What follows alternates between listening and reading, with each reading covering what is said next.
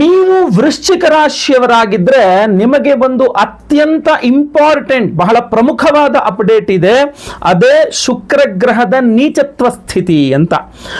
September 2ನೇ ತಾರೀಕಿನ ತನಕ ನಿಮಗೊಂದು ಸಮಸ್ಯೆ ಇದೆ. ಅಂದರೆ ಶುಕ್ರ ನೀಚತ್ವದಿಂದಾಗಿ ಒಂದಿಷ್ಟು ಸಮಸ್ಯೆ ಇದೆ. ಪ್ರತಿಯೊಬ್ಬ ವೃಶ್ಚಿಕ ರಾಶಿಯವರ ಬಗ್ಗೆ ಗಮನಿಸಬೇಕು, ತಿಳಿದುಕೊಳ್ಬೇಕು. ದಯವಿಟ್ಟು WhatsApp, Facebook, messenger, Telegram, Instagram ಎಲ್ಲ ಕಡೆ ಸಾಮಾಜಿಕ ಜಾಲತಾಣಗಳಲ್ಲಿ ವಿಡಿಯೋನ ಶೇರ್ ಮಾಡಲಿಕ್ಕೆ ದಯವಿಟ್ಟು ಮರಿಬೇಡಿ. ನೀವಿನ್ನೂ ಸಬ್ಸ್ಕ್ರೈಬ್ ಮಾಡ್ಕೊಂಡು ನಮ್ಮ ಚಾನಲ್ ಯೂಟ್ಯೂಬ್ ನೋಡ್ತಾ ಇದ್ದೀರಾ, ನಮ್ಮ ಚಾನಲ್ ಸಬ್ಸ್ಕ್ರೈಬ್ ಮಾಡ್ಕೊಂಡು ಬೇಡ ನೋಡ್ಕೊಂಡು ಆಲ್ ಅಂತ ಮಾಡ್ಲಿಕ್ಕೆ ಮರಿಬೇಡಿ. ಫೇಸ್ಬುಕ್ಕಲ್ಲೋ ಅಥವಾ ಇನ್ಸ್ಟಾಗ್ರಾಮಲ್ಲೋ ವಿಡಿಯೋ ನೋಡ್ತಾ ಇದ್ದೀರಾ, ನಮ್ಮ ಪೇಜನ್ನು ಫಾಲೋ ಮಾಡ್ಕೊಳ್ಳೋಕೆ ದಯವಿಟ್ಟು ಮರಿಬೇಡಿ. ಪ್ರತಿಯೊಬ್ಬರು ಸಹ ಓಂ ಶುಕ್ರಾಯ ನಮಃ ಅಂತ ಕಮೆಂಟ್ ಮಾಡಿ, ಖಂಡಿತವಾಗಿ ಒಳ್ಳೆಯದಾಗಲಿ. ನಮಸ್ಕಾರ, ನಾನು ವಿಠಲ್ ಭಟ್ ಮಾತಾಡ್ತಾ ಇರ್ತಕ್ಕಂಥದ್ದು. ಶುಕ್ರ ಗ್ರಹ ಅಂದರೆ ನಿಮಗೆ ವೃಶ್ಚಿಕ ರಾಶಿಯವರಿಗೆ ಸಪ್ತಮಾಧಿಪತಿ, ವ್ಯಯಾಧಿಪತಿಯಾದ ಶುಕ್ರ ಗ್ರಹ ಸೆಪ್ಟೆಂಬರ್ 2ನೇ ತಾರೀಕಿನ ತನಕ ಲಾಭ ಸ್ಥಾನದಲ್ಲಿ, ಆದರೆ ನೀಚ ಸ್ಥಾನದಲ್ಲಿ. ಯಾಕೆಂದರೆ ಕನ್ಯಾ ರಾಶಿ ಶುಕ್ರನಿಗೆ ನೀಚ ಸ್ಥಾನ, ನೀಚ ಸ್ಥಿತಿಯಲ್ಲಿ ಇರಲಿದ್ದಾನೆ. ಇಲ್ಲಿ ಬಹಳ ಪ್ರಮುಖವಾದಂತಹ ಎಚ್ಚರಿಕೆಗಳಿದೆ ವೃಶ್ಚಿಕ ರಾಶಿಯವರಿಗೆ. ನಿಮ್ಮನ್ನು ಹೆದರಿಸಲಿಕ್ಕಂತೂ ವಿಡಿಯೋ ಮಾಡ್ತಾ ಇಲ್ಲ, ನಿಮ್ಮನ್ನು ಎಚ್ಚರಿಸಲಿಕ್ಕೆ, ಮೋಸ ಹೋಗಬೇಡಿ ಅಂತ ಹೇಳಲಿಕ್ಕೆ ಮಾತ್ರ ವಿಡಿಯೋ ಮಾಡ್ತಾ ಇರುವಂಥದ್ದು, ಗೊತ್ತಾಯ್ತಲ್ವಾ?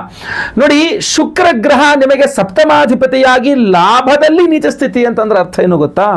ನೀವು ಅವಿವಾಹಿತ ವೃಶ್ಚಿಕ ರಾಶಿಯವರಾಗಿದ್ದರೆ ಒಳ್ಳೆ ಸಂಬಂಧ ಬಂದ್ಬಿಟ್ಟಿದೆ, ಅದ್ಭುತವಾದ ಸಂಬಂಧ, ಇಂಥ ಸಂಬಂಧ ಮತ್ತೆ ಸಿಗೋದೇ ಇಲ್ಲ ಅನ್ನುವ ರೀತಿಯ ಭ್ರಮೆ ಉಂಟಾಗಿ ನೀವು ಮದುವೆಗೆ ಓಕೆ ಮಾಡಿ ಮದುವೆ ಆಗ್ಬಿಟ್ರೆ ಆಮೇಲೆ ಸಮಸ್ಯೆ. ಅಯ್ಯೋ, ನಾನು ಎಂಥ ಎಡವಟ್ಟು ಮಾಡಿಬಿಟ್ಟೆ ಅನ್ನುವಂಥದ್ದು ಗೊತ್ತಾಗ್ಬಿಡುತ್ತೆ. ನೀವು ನಿಶ್ಚಿತಾರ್ಥ ಮಾಡಿಕೊಂಡ್ರು ಕೂಡ ಸೆಪ್ಟೆಂಬರ್ 2ನೇ ತಾರೀಕು ನಂತರ ನೀವು ಮಾಡಿದ ತಪ್ಪು ಅನ್ನುವಂಥದ್ದು ನಿಮಗೆ ಗೊತ್ತಾಗುತ್ತೆ. ಅಯ್ಯೋ, ನಾನು ಎಡವಟ್ಟು ಮಾಡಬಾರದಾಗಿತ್ತು ಅಂತ ಹೇಳಿ. ಸೊ ಅವಿವಾಹಿತ ವೃಶ್ಚಿಕ ರಾಶಿಯವರು ಎಚ್ಚರ ವಹಿಸಿ, ಗೊತ್ತಲ್ವಾ? ವಿವಾಹದ ವಿಚಾರದಲ್ಲಿ ಯಾವುದೇ ಬಂದರೂ ಕೂಡ ಕೆಲವಿಷ್ಟು ಆಟೋಮೆಟಿಕ್ ಆಗಿ ತಪ್ಪು ಹೋಗ್ಬಿಡ್ಬೋದು, ಕ್ಯಾನ್ಸಲ್ ಆಗಿಬಿಡ್ಬೋದು. ಒಳ್ಳೆಯದಕ್ಕೆ ಆಯಿತು ಅಂತ ಅಂದ್ಕೊಳ್ಳಿ, ಗೊತ್ತಾಯ್ತಲ್ವಾ? ಬಹಳ ಇದು.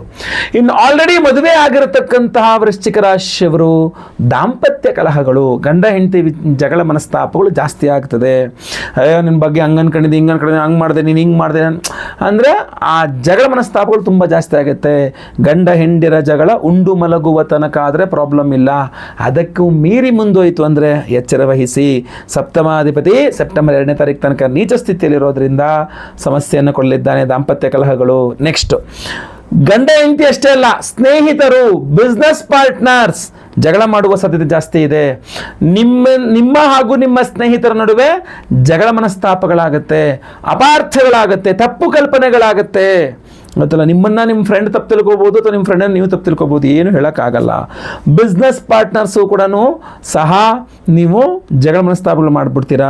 ಅದರಲ್ಲೂ ಸಹ ಲಾಭದ ವಿಚಾರ, ಇಷ್ಟು ಲಾಭ ಬಂತು, ಅಷ್ಟು ಲಾಭ ಬಂತು, ನನಗೆ ಇಷ್ಟು ಬರಬೇಕಾಯ್ತು, ನಿನಗೆ ಇಷ್ಟು ಬರಬೇಕಾಯ್ತು ಅಂತ ಬಿಸ್ನೆಸ್ ಪಾರ್ಟ್ನರ್ಸ್ಗಳು ಲಾಭದ ವಿಚಾರವಾಗಿ ಜಗಳ ಮಾಡಿಕೊಂಡು ದೂರ ಆಗುವ ಸಾಧ್ಯತೆ ಜಾಸ್ತಿ ಕಂಡುಬರಿ. ಈ ಪಾರ್ಟ್ನರ್ಶಿಪ್ಪೇ ಬೇಡ, ವ್ಯವಹಾರನೇ ಬೇಡ, ಹೋಗತ್ಲಾಗಿ ಅಂದ್ಕೊಂಡ್ಬಿಟ್ಟು ಪಾರ್ಟ್ನರ್ಶಿಪ್ಪೇ ಕಿತ್ತು ಹಾಕಿಕೊಳ್ಳುವ ಸಾಧ್ಯತೆ ತೀರಾ ಜಾಸ್ತಿ ಇರುತ್ತೆ. ಇನ್ನು ಬಹಳ ಮುಖ್ಯವಾಗಿ ದೂರ ಪ್ರಯಾಣ. ವೃಶ್ಚಿಕ ರಾಶಿಯವರಿಗೆ ದೂರ ಪ್ರಯಾಣ ಸೆಪ್ಟೆಂಬರ್ 2ನೇ ತಾರೀಕಿನ ತನಕ ರೆಕಮೆಂಡೆಡ್ ಅಲ್ಲ. ನೀವು ಒಬ್ಬರೇ ವಾಹನ ಚಾಲನೆ ಮಾಡೋದು, ಅನಿವಾರ್ಯತೆ ಇಲ್ಲದೇ ಇದ್ದರೂ ಸಹ ನೀವೇ ವಾಹನ ಚಾಲನೆ ಮಾಡೋದು, ಈಗ ಅದೇ ವೃತ್ತಿ ಅದೇ ಬಿಸ್ನೆಸ್ಸು ಅಂತಂದ್ರೆ ಪ್ರಶ್ನೆ ಬೇರೆ. ಅನಿವಾರ್ಯತೆ ಇಲ್ಲದೇ ಇದ್ದರೂ ಸಹ ವಾಹನ ಚಾಲನೆ ಮಾಡ್ತಕ್ಕಂಥದ್ದು ನಿಮಗೆ ಖಂಡಿತವಾಗಿ ಸೂಕ್ತ ಅಲ್ಲ. ಆಮೇಲೆ ಎಲ್ಲಿ ಉದ್ಯೋಗ ಮಾಡ್ತಿರಲ್ಲ ಅಲ್ಲಿ ಟ್ರಾನ್ಸ್ಫರ್ ವಿಚಾರದಲ್ಲಿ ಸ್ವಲ್ಪ ಸಮಸ್ಯೆ ಆಗಬಹುದು. ಇಷ್ಟ ಇಲ್ದಿರೋ ಜಾಗದಲ್ಲಿ ಟ್ರಾನ್ಸ್ಫರ್ ಮಾಡಬಹುದು, ಅಥವಾ ಟ್ರಾನ್ಸ್ಫರ್ ಮಾಡಲ್ಲ ಅಂತ ಹೇಳ್ಬಿಟ್ಟು ಟ್ರಾನ್ಸ್ಫರ್ ಮಾಡಿಬಿಡ್ಬಹುದು, ಅಥವಾ ಇಂಥ ಕಡೆನೇ ಮಾಡ್ತೀನಿ, ನಿಮ್ಗೆ ಇಷ್ಟವಾದ ಜಾಗ ಟ್ರಾನ್ಸ್ಫರ್ ಮಾಡ್ತೀನಿ ಅಂತೇಳ್ಬಿಟ್ಟು ಇಷ್ಟ ಇಲ್ದಿರೋ ಜಾಗ ಟ್ರಾನ್ಸ್ಫರ್ ಮಾಡಿಬಿಡೋದು. ಈ ಥರ ಎಲ್ಲ ಟ್ರಾನ್ಸ್ಫರ್ ವಿಚಾರಗಳಲ್ಲೂ ಸಹ ಬಹಳಷ್ಟು ಗೊಂದಲಮಯವಾದ ವಾತಾವರಣ ಕಂಡು ಬರ್ತಾ ಇದೆ. ಬಿಸ್ನೆಸ್ ಮಾಡುವ ವೃಶ್ಚಿಕ ರಾಶಿಯವರಿಗಂತೂ ತೀರಾ ನಷ್ಟ ಆಗುವ ಸಾಧ್ಯತೆ ಇದೆ. ಲಾಭದ ಆಸೆ ತೋರಿಸಿ ಲಾಭ ಬಂದೇ ಬರುತ್ತೆ ಅಂತ ಹೇಳ್ಬಿಟ್ಟು ನಷ್ಟ ಆಗುವ ಸಾಧ್ಯತೆ ಇದೆ. ಕೈಗೆ ಬಂತು ತುಬಾಯಿಗೆ ಬರಲಿಲ್ಲ ಅನ್ನುವ ನಷ್ಟ ಆಗುವ ಸಾಧ್ಯತೆ ಇದೆ. ಆಮೇಲೆ ಮೋಸ ಹೋಗುವ ಸಾಧ್ಯತೆ ಕೂಡ ಸಹ ವ್ಯಾಪಾರದ ವಿಚಾರದಲ್ಲಿ ಜಾಸ್ತಿ ಇದೆ. ಶೇರ್ ಮಾರ್ಕೆಟ್ ಕಡೆ ಅಂತೂ ಅಪ್ಪಿತಪ್ಪಿ ತಲೆ ಹಾಕಿ ಕೂಡ ಮಲಗಬೇಡಿ, ಬಹಳಷ್ಟು ಸಮಸ್ಯೆಗಳು. ಯಾಕೆಂದರೆ ಶುಕ್ರನೇ ನೀಚ ಅಂದರೆ ಶೇರ್ ಮಾರ್ಕೆಟು ನಿಮಗೆ ಬೇರೆಯವ್ರಿಗೆ ಏನಾಗುತ್ತೋ ನಿಮಗಂತೂ ನಷ್ಟ ಆಗುತ್ತೆ, ನೆನ್ಪಿಟ್ಕೊಳ್ಳಿ ಈ ವಿಚಾರ. ಸೊ ಇಷ್ಟೆಲ್ಲ ಸಮಸ್ಯೆಗಳಿರ್ತಕ್ಕಂತಹ ಶುಕ್ರ ನೀಚತ್ವ ಪರಿಹಾರ ಏನು ಅಂತ ನೀವು ಕೇಳ್ಬೋದು. ಪರಿಹಾರಕ್ಕೆ ಬಹಳ ಮುಖ್ಯವಾಗಿ ಪ್ರತಿ ದಿವಸ ಲಲಿತಾ ಸಹಸ್ರನಾಮವನ್ನು ಕೇಳಿಸ್ಕೊಂಡ್ರೂ ಸಾಕು, ನಿಮಗೆ ಯೂಟ್ಯೂಬಲ್ಲಿ ಸಿಗುತ್ತೆ. ಪ್ರತಿದಿನ ಶುಕ್ರಗ್ರಹ ಸ್ತೋತ್ರ, ದುರ್ಗಾ ಸ್ತೋತ್ರ, ದೇವಿ ಕವಚ ಅಂತ ಬರುತ್ತೆ. ಆ ದೇವಿ ಕವಚ ಸ್ತೋತ್ರಗಳನ್ನು ಕೇಳಿಸ್ಕೊಳ್ಳಿ ಅಥವಾ ಓದಿ, ಪ್ರತಿದಿನ ಓದ್ಕೊಂಡ್ರೆ ತುಂಬ ಒಳ್ಳೆಯದು. ಮನೆ ಹತ್ರದಲ್ಲಿ ಅಮ್ಮನವ್ರ ದೇವಸ್ಥಾನ ಇದ್ದರೆ ಪ್ರತಿ ದಿವಸ ಹೋಗಿ ಕಾಲು ನೋವು ಬರ್ತಾನೆ ಪ್ರದಕ್ಷಿಣೆ ನಮಸ್ಕಾರ ಮಾಡಿಕೊಂಡು ಆ ಕುಂಕುಮಾರ್ಚನೆ ಕುಂಕುಮ ಹಣೆಗೆ ಹಚ್ಕೊಂಡು ತೀರ್ಥ ತೆಗೆದುಕೊಂಡು ಬನ್ನಿ. ಶಕ್ತಿ ಇದ್ದರೆ ವಾರಕ್ಕೊಂದ್ಸಲ ಪ್ರತಿದಿನ ಕುಂಕುಮಾರ್ಚನೆಯನ್ನೇ ಮಾಡಿಸಿ ಅಮ್ಮನವರಿಗೆ, ತುಂಬ ಒಳ್ಳೆಯದು. ಮುತ್ತೈದೆಯರಿಗೆ ಅರ್ಶಿನ ಕುಂಕುಮ ಕೊಡೋದು, ಅವರಿಗೆ ವೀಳ್ಯದೆಲೆ, ಅಡಿಕೆ, ತೆಂಗಿನಕಾಯಿ, ಬ್ಲೌಸ್ ಪೀಸು, ದಕ್ಷಿಣೆ ಎಲ್ಲ ಇಟ್ಬಿಟ್ಟು ವಾರಕ್ಕೊಂದ್ಸಲ ಶುಕ್ರವಾರ ಅವರಿಗೆ ಕೊಟ್ಟು ಅವ್ರ ಕಾಲಿಗೆ ಬಿದ್ದು ನಮಸ್ಕಾರ ಮಾಡ್ಕೊಳ್ತಕ್ಕಂಥದ್ದು ತುಂಬ ಒಳ್ಳೆಯದು. ಸೊ ಇಷ್ಟೆಲ್ಲ ಮಾಡಲಿಕ್ಕೆ ಅವೆಲ್ಲ ಇನ್ನು ಮಾಡಲಿಕ್ಕಾಗಲ್ಲ. ಇನ್ನೂ ಪವರ್ಫುಲ್ ಆಗಿರ್ತಕ್ಕಂಥ ಈಸಿ ಪರಿಹಾರ ಬೇಕು ಅಂದರೆ ನಿಮಗೋಸ್ಕರ ನಾವು ಅದ್ಭುತವಾದಂತಹ ಪವರ್ಫುಲ್ ದಿವಸ ಒಂದು ವಿಶೇಷವಾದ ದೇವತಾರಾಧನೆ ಮಾಡ್ತಾ ಇದ್ದೇವೆ. ಅದ್ರ ಬಗ್ಗೆನೂ ತಿಳ್ಕೊಳ್ಬೇಕು ನೀವು. ಆಗಸ್ಟ್ 12ನೇ ತಾರೀಕು ಭೀಮನ ಅಮಾವಾಸ್ಯೆ ಮಹಾಸೂರ್ಯಗ್ರಹಣದ ದಿವಸ ನಮ್ಮ ಯಾಗಶಾಲೆಯಲ್ಲಿ ಅದ್ಭುತವಾಗಿರತಕ್ಕಂತಹ ಶೂಲಿನಿ ದುರ್ಗಾ ಹೋಮವನ್ನು ಮಾಡ್ತಾ ಇದ್ದೇವೆ. ಅದು ಶುಕ್ರನ ಅಭಿಮಾನಿ ದೇವರು ಗೊತ್ತಾಯ್ತಲ್ವಾ. ಸೊ ಶುಕ್ರ ಶಾಂತಿಯನ್ನೂ ಮಾಡಿ ಶೂಲಿನಿ ದುರ್ಗಾ ಹೋಮವನ್ನು ಮಾಡಿ ಅವತ್ತು ಮಹಾಸೂರ್ಯಗ್ರಹಣ ಇರೋದ್ರಿಂದ ಸಹಸ್ರ ರವಿ ಶಾಂತಿ ಹೋಮವನ್ನು ಮಾಡ್ತಾ ಇದ್ದೇವೆ. ನಿಮಗೆ ಬಹಳ ಇಂಪಾರ್ಟೆಂಟ್ ಆಗಿರತಕ್ಕಂತಹ ಒಂದು ದೇವತಾರಾಧನೆ ಹಾಗೂ ವಿಶೇಷವಾದಂತಹ ಪ್ರಸಾದವನ್ನು ಕೊಡ್ತಾ ಇದ್ದೇವೆ. ನಿಮಗೆ ರಾಜಯೋಗವನ್ನು ಕೊಡ್ತಕ್ಕಂಥ ರಾಜವರ್ಧನ ಮಣಿ ಉಂಗುರವನ್ನು ಕೊಡ್ತಾ ಇದ್ದೇವೆ ಪ್ರತಿಯೊಬ್ಬರಿಗೂ ಸಹ.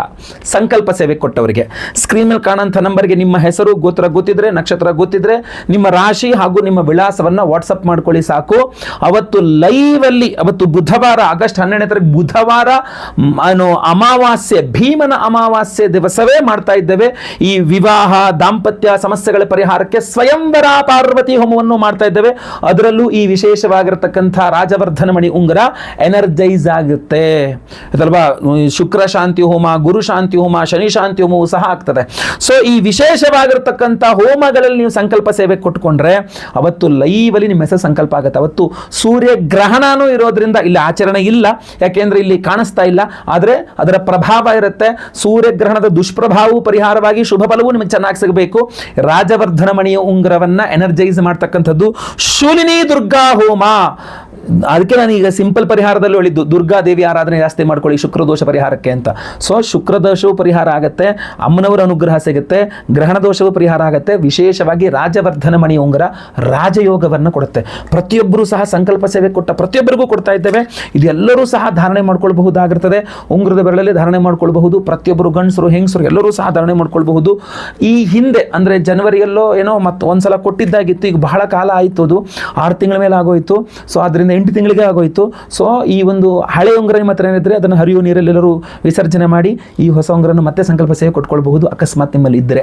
ಆಯ್ತಲ್ಲ, ಭಾಳಷ್ಟು ಜನ ಫೋನ್ ಮಾಡ್ಕೊಂಡು ನನಗೆ ತಿಳಿಸಿದ್ದಾರೆ, ಮೆಸೇಜ್ಗಳು ಮಾಡಿದ್ದಾರೆ, ತುಂಬ ಚೆನ್ನಾಗಿದೆ, ತುಂಬ ಒಳ್ಳೆ ಪ್ರಭಾವ ಆಗಿದೆ ಅಂತ.